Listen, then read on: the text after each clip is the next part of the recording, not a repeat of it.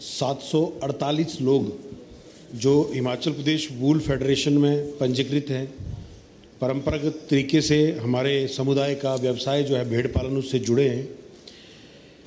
भेड़ पालक आज के समय में बहुत अधिक समस्या का सामना कर रहे हैं।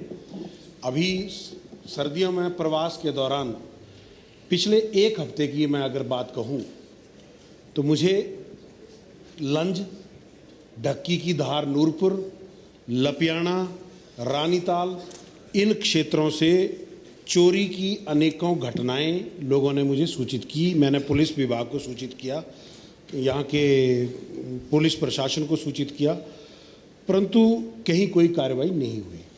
मुझे बहुत दुख इस बात का है क्योंकि भेड़ पालन व्यवसाय से जो लोग जुड़े हैं, अगर उनकी 15-20 भेड़ें या बकरियां एक बार में चुरा ली जाती हैं तो उनके साल भर की कमाई जो है वो समाप्त हो जाती है।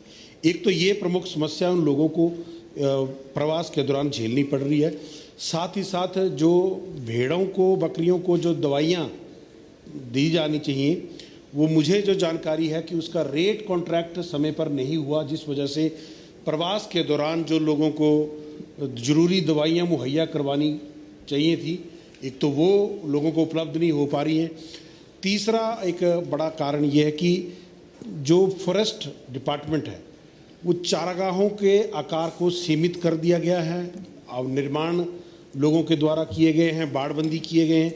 तो मेरा केवल इतना कहना है कि वो भेड़ पालक कोई पेड़ पौधों को तो नुकसान करते नहीं है। अब जानवर, जंगली जानवर या हैं चाहे पालतू जानवर हैं, खाएंगे तो घास ही, पेड़ को थोड़ी खा जाएंगे पूरा। तो ये तो हमें थोड़ा सा अपने नियमों में भी रिलैक्सेशन देनी पड़ेगी, क्योंकि प्रकृति ने भोजन की व्यवस्था उनके लिए पेड़ पौधों के रूप में की है।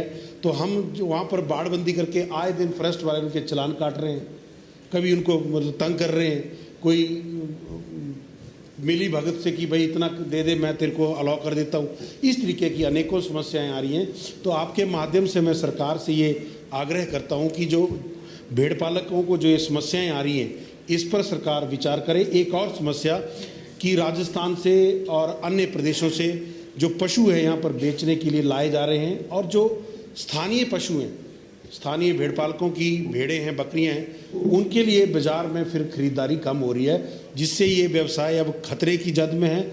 और मैं अध्यक्ष महोदय आपके माध्यम से अपने इन जनजातीय लोगों के इस पारंपरिक व्यवसाय के लिए विशेष संरक्षण प्राप्त करना चाहूँगा, क्योंकि ये हमारी पहचान है, हमारे समुदाय की पहचान है। इसको समाप्त होने से बचाएं। बहुत बहुत धन्यवाद।